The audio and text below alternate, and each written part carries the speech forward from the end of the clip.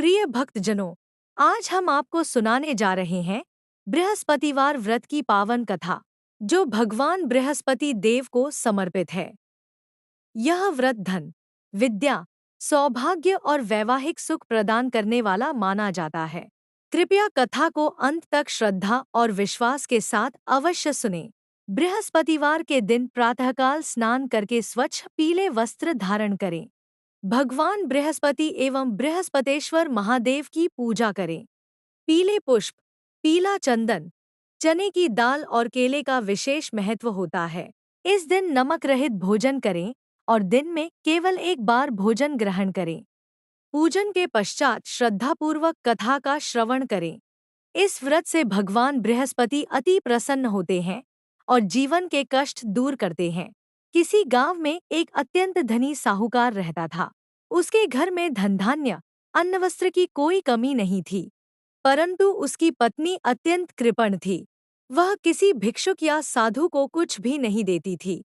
एक दिन बृहस्पतिवार के दिन एक साधु महाराज उसके द्वार पर आए और भिक्षा मांगी। उस समय साहूकारनी घर लीप रही थी।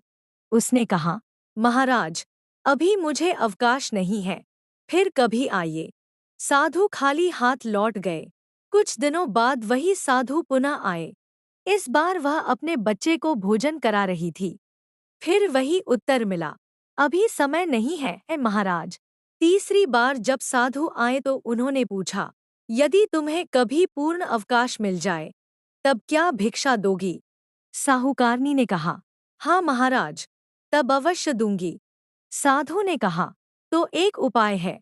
बृहस्पतिवार को देर से उठना, घर में झाड़ू लगाकर कूड़ा इकट्ठा करना, घर न लीपना, पुरुषों को हजामत बनवाना, पीले वस्त्र और पीला भोजन त्याग देना और दीपक अंधेरा होने के बाद जलाना।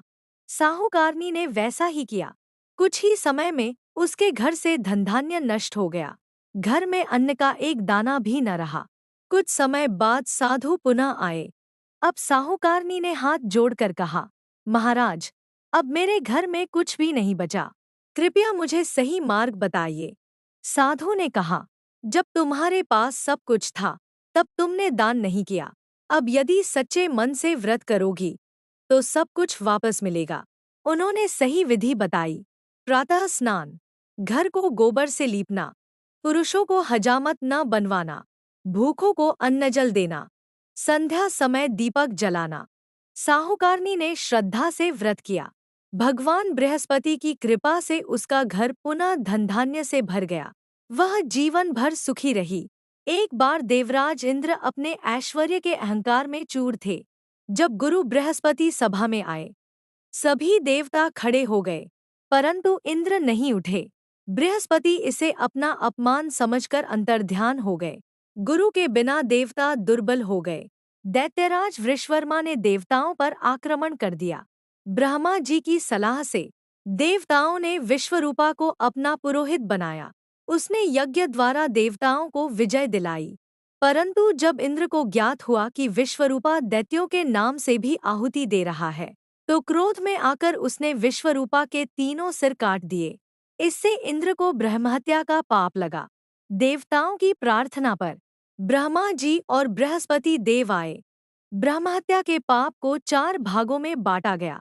1 पृथ्वी को, 2 वृक्षों को, 3 स्त्रियों को, 4 जल को। इस प्रकार इंद्र पाप से मुक्त हुए। जो भी भक्त श्रद्धा से इस कथा को सुनता या पढ़ता है, उसके सभी पाप नष्ट होते हैं और भगवान बृहस्पति की कृपा से धन, विद्या और सुख की प्राप्ति होती है। ओम जय जगदीश हरे।